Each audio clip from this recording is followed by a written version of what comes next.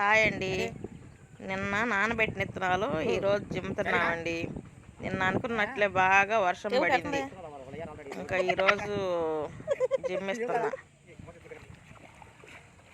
ఆ పిల్లాడు వస్తున్నాడు చూడండి. ఆ పిల్లాడు జోకులు మామూలుగా వేయడు.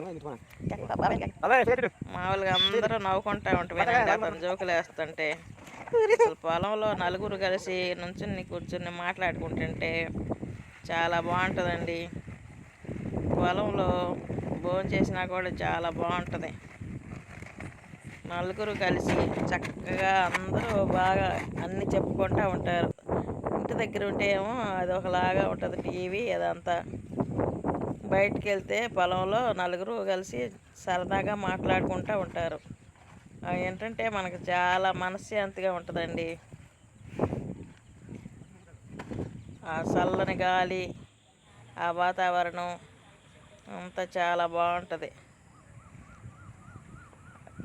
ఆ చల్లగాలికి కూర్చుంటేనే చాలు, అంత ఇది బాగుంటుంది. ఆ పచ్చదనం అంతా నాట్లో ఎప్పుడైతే చూడాలండి, ఇంకా బాగుంటుంది.